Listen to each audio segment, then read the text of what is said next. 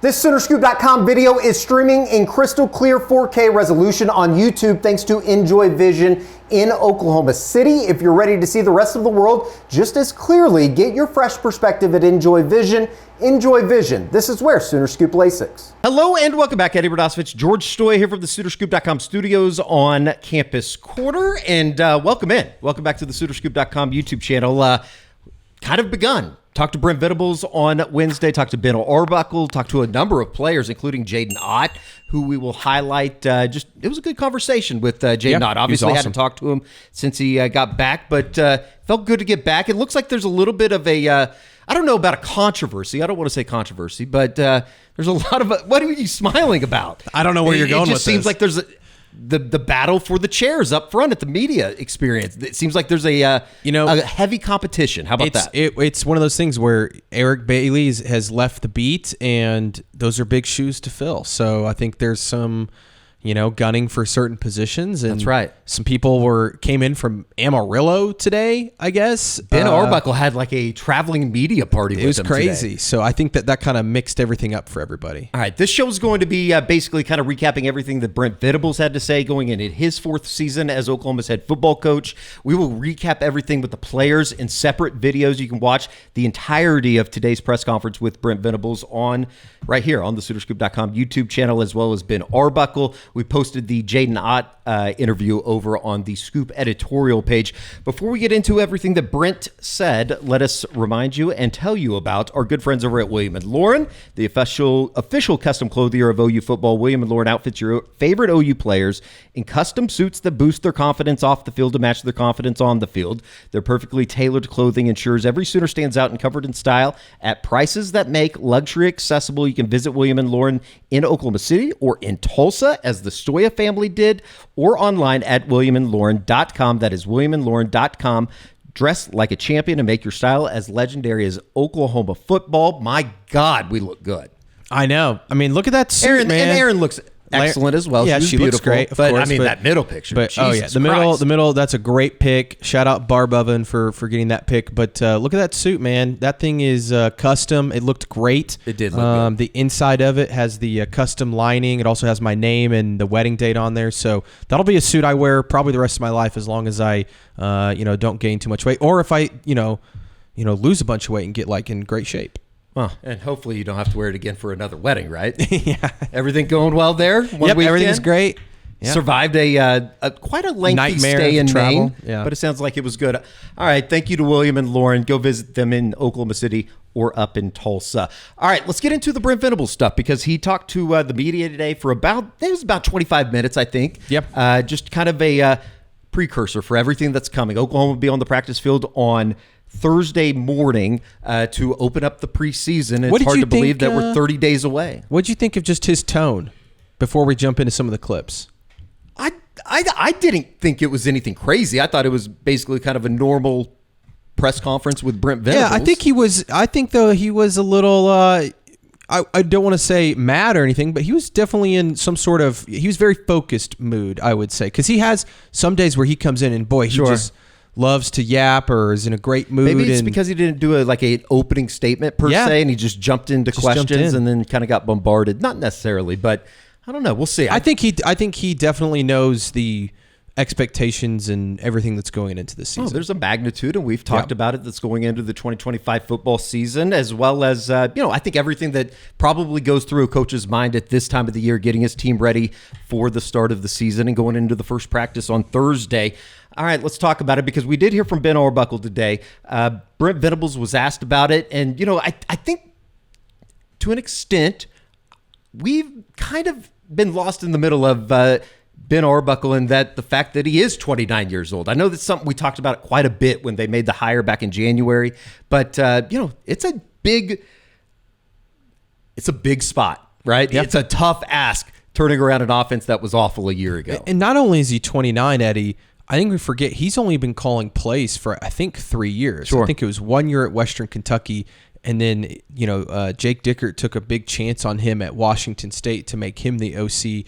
So I think that it's one of those things that you kind of forget, and you hear him talk, and he doesn't always sound 29. I think you watch him coach, and certainly the energy he brings, reminds you of a younger coach. But I think that it's one of those things that Brent is trusting a lot in him. I mean, he's basically putting his job on the line for him. He was the guy that he wanted, when they went through the search, and so far so good. But it's a huge spot for Ben Arbuckle to step into, and I think he knows that. Like, I think he is starting to realize what comes with being the offensive coordinator at Oklahoma, and especially in such a pivotal season. Not to mention that Brent's certainly kind of tying his tenure at Oklahoma alongside Ben Arbuckle. But, the question of 29 years old, there's probably nobody more familiar with stepping into that spot or getting that opportunity than Brent Venables himself. As we were reminded, he was 29 or about 29 years old when Bill Snyder gave him the reins up at Kansas State. Well, I think Lincoln, we always compare Arbuckle to Lincoln because one, he sounds like him. Sure.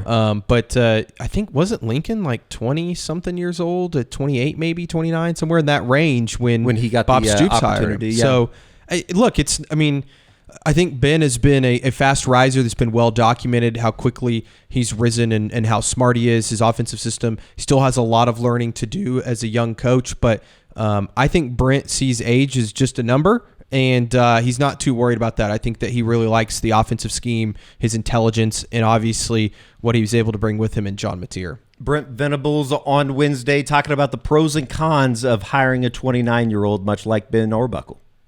Again, there'll be plenty of things that you learn and you grow, you adapt to. That was maybe a first time.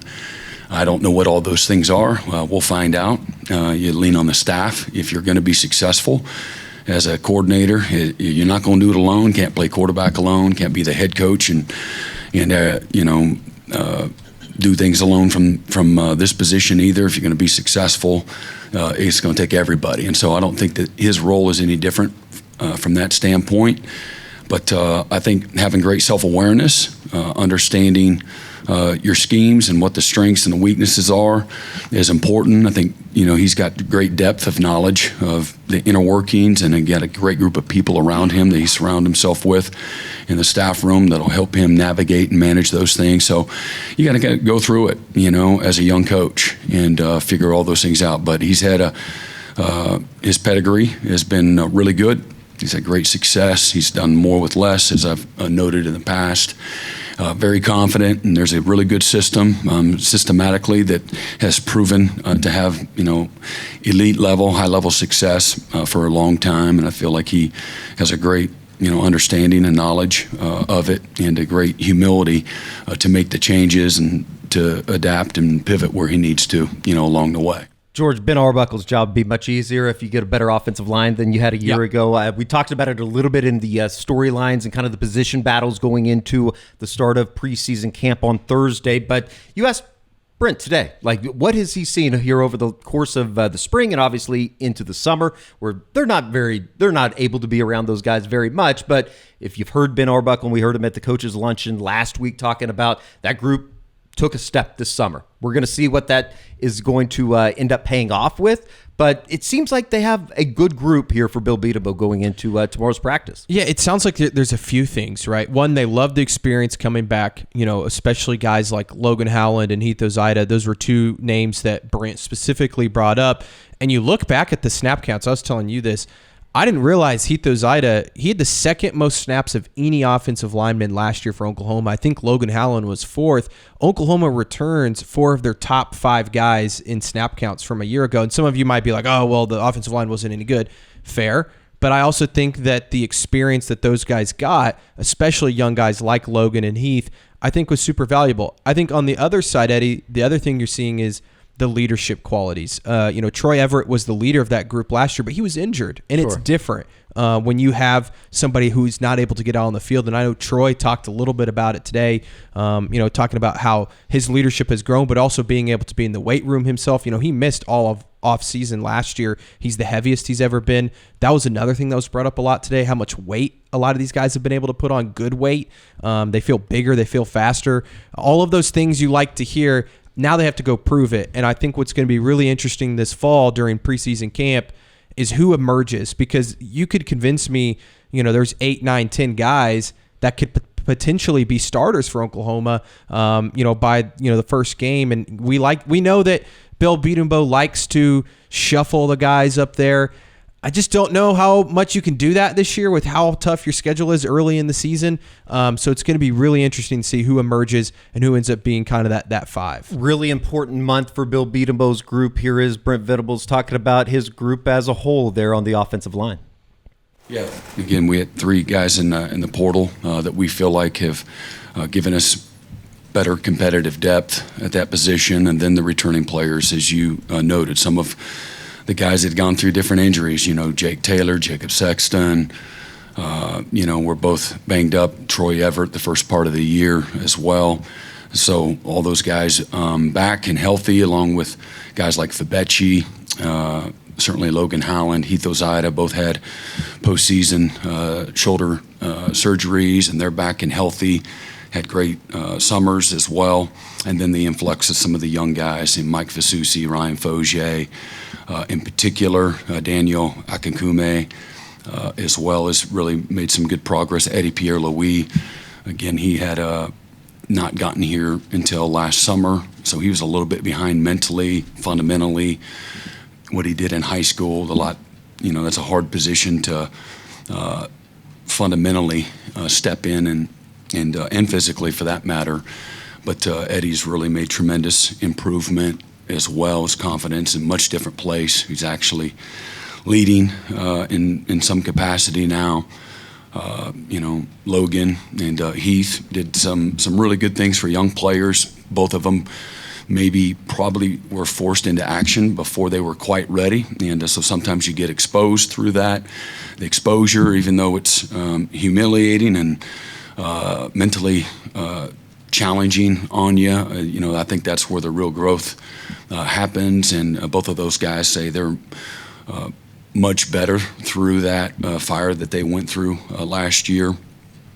And but I'm really excited about the guys in the portal as well, the maturity, the experience that they have brought in, and the improvement. A guy like Derek Simmons, he's made as much improvement from a strength and body composition as anybody on the offensive line. Mike Fasusi as well.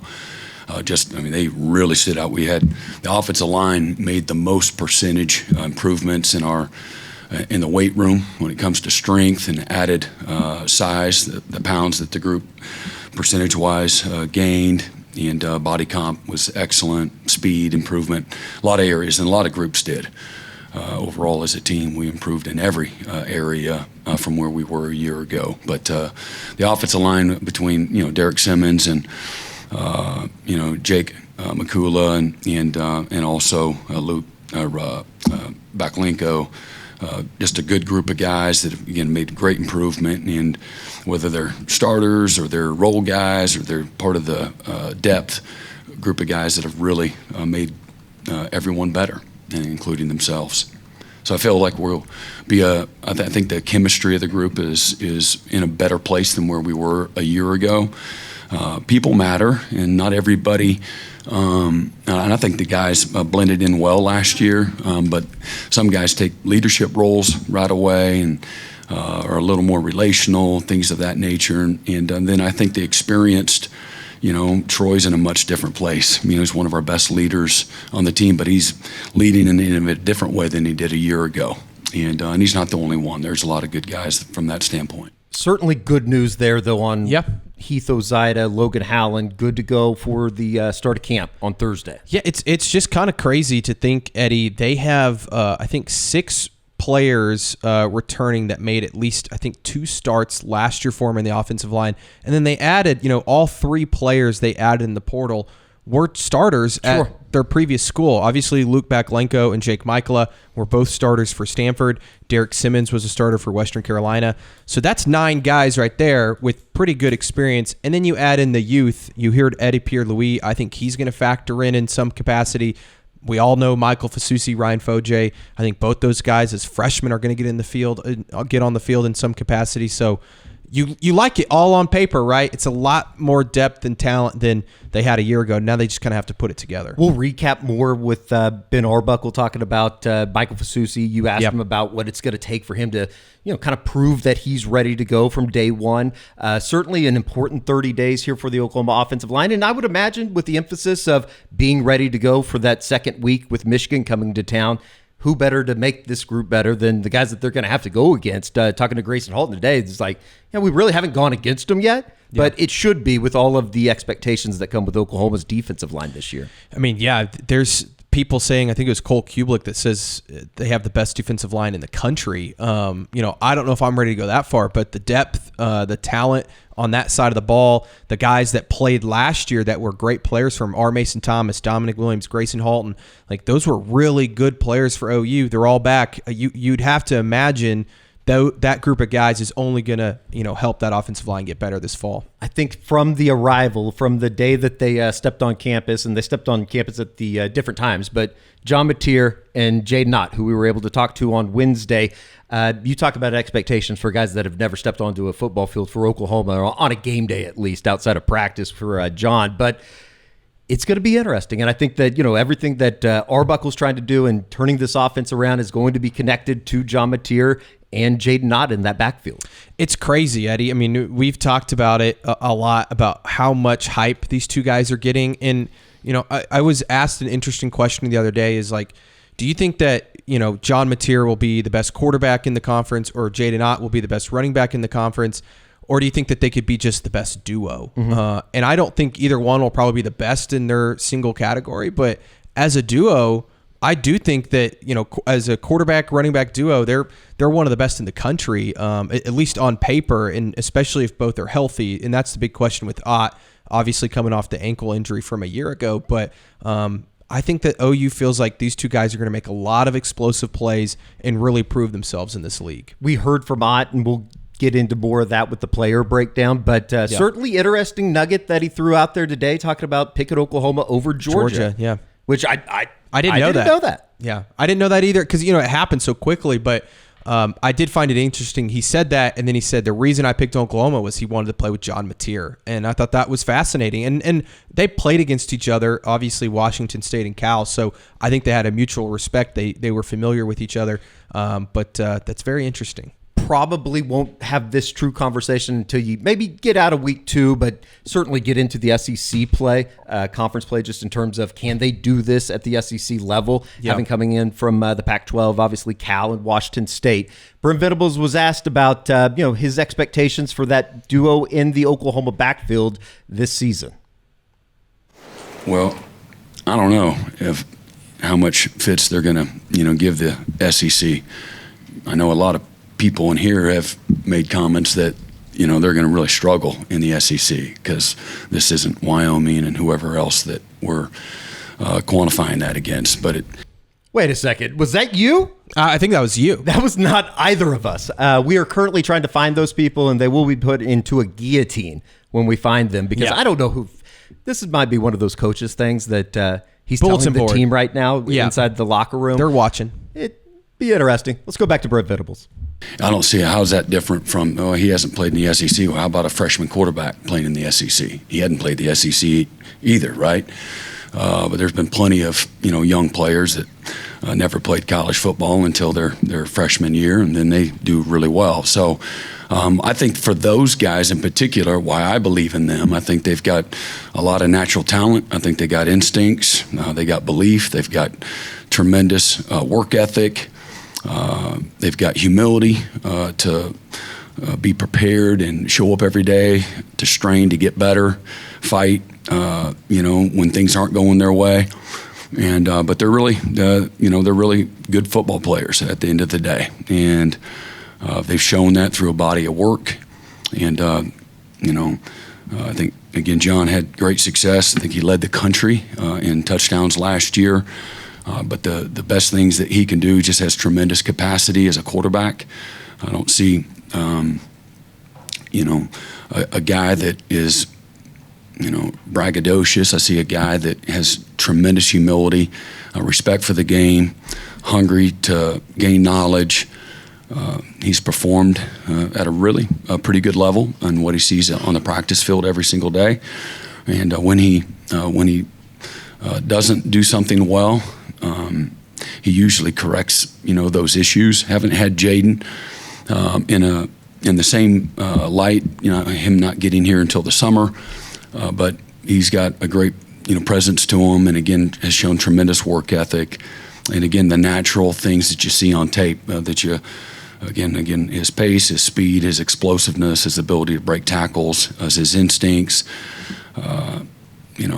his ability to do a lot of things out of the backfield, pass protect, all of those things. Lends credibility to he's going to have a chance to have success in this conference, which is again a great conference. We know that.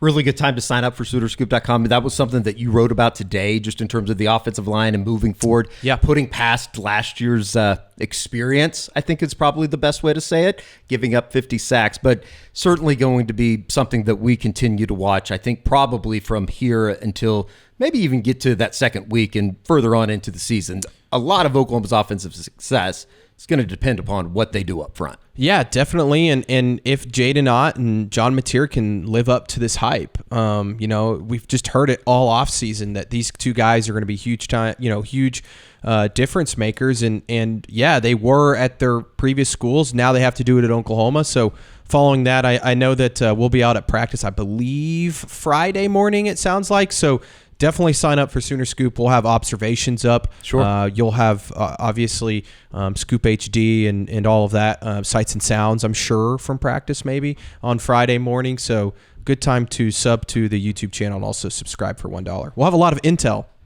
the next few weeks in fall camp. Who's winning position battles, who's going to start, all that kind of stuff. George is talking to you people out there in the comment section, you pools. All right. By the way, let us also tell you about our good friends Homefield. They're back. They're back, and it was an experience last year when they came into town, did the pop-up over at the Standard over on Main Street, which was a ton of fun. Homefield is back, the premium college apparel brand based out of Indianapolis. Comfortable, maybe some of the more comfortable shirts and more stylish shirts that I enjoy because it's a little bit of a throwback, being a little bit of an old balls around here. You kind of like the retro, the throwback, the retro, officially licensed apparel, vintage college designs. They have the football boxes that are coming back out. If you remember at the beginning of last year, you can basically go to homefieldapparel.com. You can check out the boxes that are coming out. August 8th, I believe, is when those are going to be available at homefieldapparel.com, which... Did you get one of those for your family last year? I think so. I think I did. And I know they buy a bunch of gear from Homefield. The football boxes, the coaches' jackets. I know nobody wants to put on a coat right now, but you're going to need it before too long. The weather's going to turn, we hope, at some point this season. The bomber jackets were pretty awesome last year, as well as the hats and the crew necks. Just go to homefieldapparel.com. Good to have them back. And maybe we can get them back down for a game at some point this season. That'd be awesome. I know we were talking about on... Tuesday afternoon. Those Michigan tickets are unbelievable right now. Crazy. Make sure you head over to homefieldapparel.com. All right, let's get back over to Brent Venables, cornerback, because I think that's a big talking point, right? Going into the season, the storylines that are going right now with Gentry Williams trying to keep him healthy. Jacoby Johnson, is it his time to stand up or step up into a much larger role for Oklahoma? Eli Bowen is going to be out to start the season. Yeah, start a fall camp. The preseason camp, Preseason camp. But we'll see if he's available for the first game. Sounds like maybe he's having a little bit of a lingering issue with his ankle/foot. So hopefully he's back here soon. But it's an interesting group, Eddie, because, on paper, Gentry Williams and Eli Bowen are your two starters. Both guys are dealing with some injuries. Gentry's been healthy now since the spring. He participated somewhat in spring. I think he's 100% ready to go for fall camp. We'll see how that plays out. Can he stay healthy throughout fall camp? Because he's a starter if he's not. Jacoby Johnson played, I think, like 260-some snaps last year, played quite a bit for Oklahoma. I think that they love him and his potential. Brent raved about him again today. And then you've just got a bunch of guys that are super young, and I think they really like. Maybe even a new body in Kendall Dolby, who's moving. I don't want to say a full position change, but certainly going to be somebody that could give you some more added value, some depth over at the quarterback position, a place that he's played before. Exactly. And he's another guy, though, coming off a serious ankle injury. Is he going to be available during fall camp? We'll see. So I think there's a lot of opportunity because some of these older guys going through some injury stuff.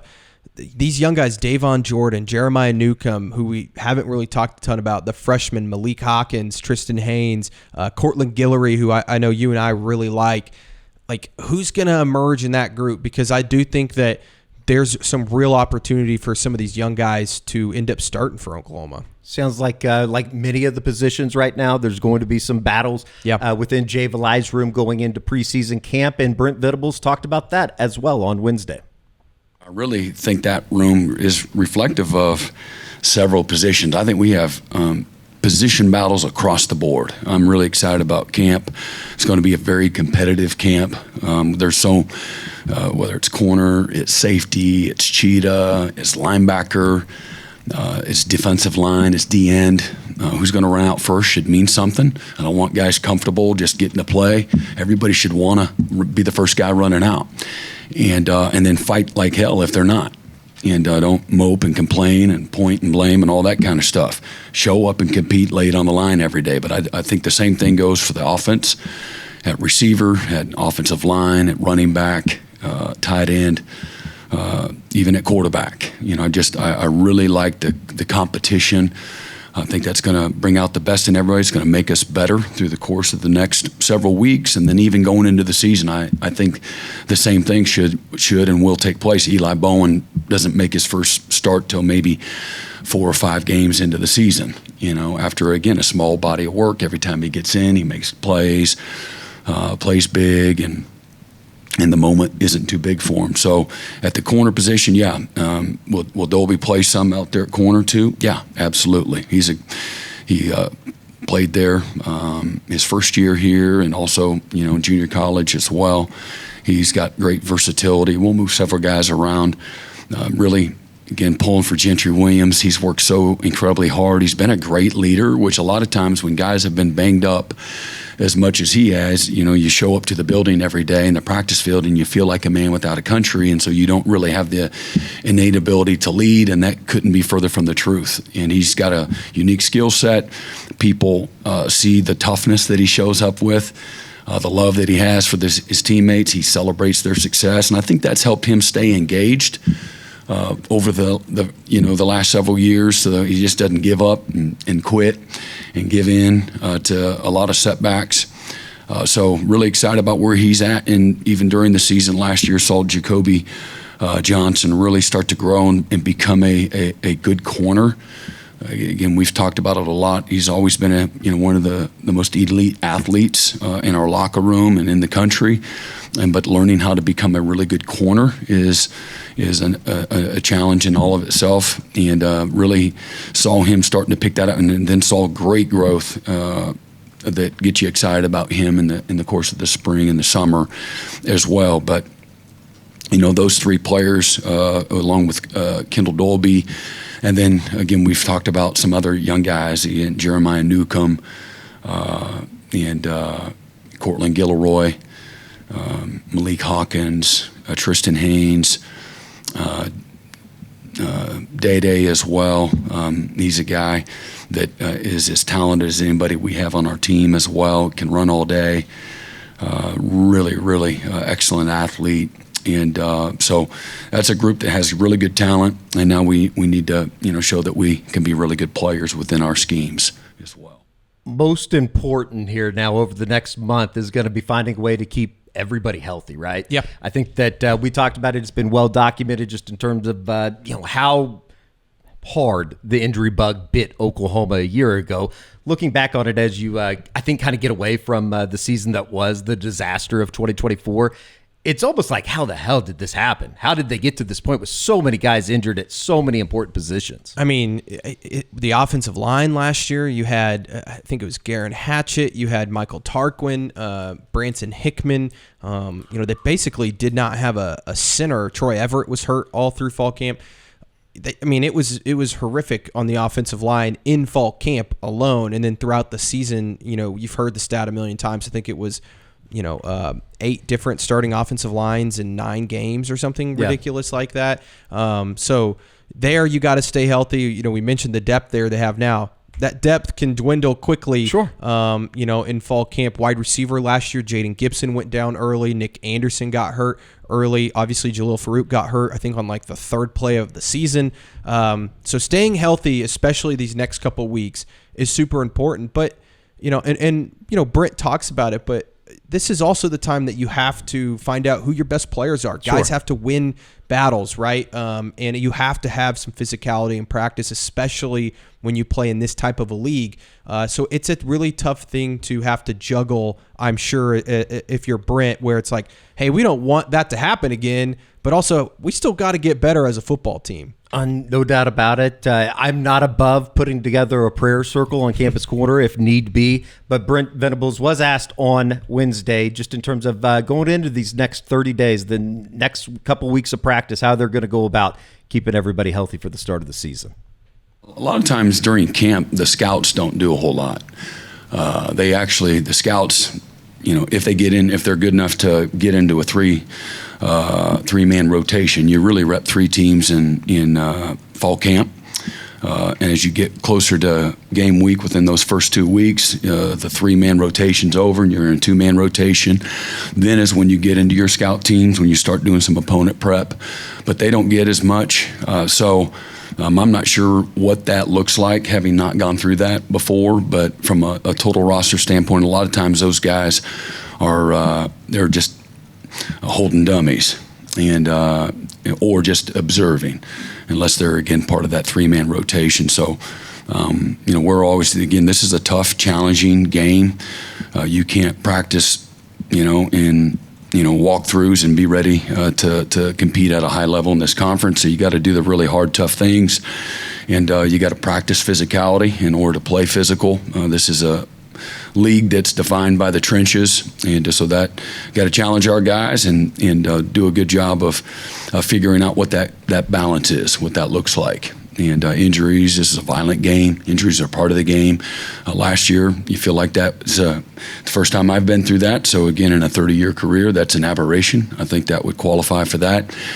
And but you're always, you got to lean in on, there's a lot of data, there's a feel for things, and then there's a historical, from a prep standpoint, what it takes to get a team ready, and the challenges of fall camp. So we lean on everything from the sports science data that talks about the individual or position groups and total mileage, and some of the data that we get back, the feedback that we get from there, and tailor practice towards that as well. It all begins on Thursday for Oklahoma, getting out on the practice field. Awesome. I'm excited about it. As you said, plenty of more coverage to come from Wednesday's Media Day down in Norman. We'll hear from a number of the players, and specifically Jaydn Ott, who I really enjoyed talking to today, kind of his awesome. road to Norman, taking on some big shoes there in the Oklahoma running back room with DeMarco Murray and everybody else that's in that room, because I think on paper it might be okay if you can get some blocking up front. I think they're going to be. I think they're going to be pretty good in the running back room, because even guys like Javonte Barnes, who I know has been injured, but when he's healthy, I mean, he was playing good football last year. Xavier Robinson, obviously, Taylor Tatum, even Torrey Blaylock. I really like that room. So I don't know. It was fun. Jaydn Ott also.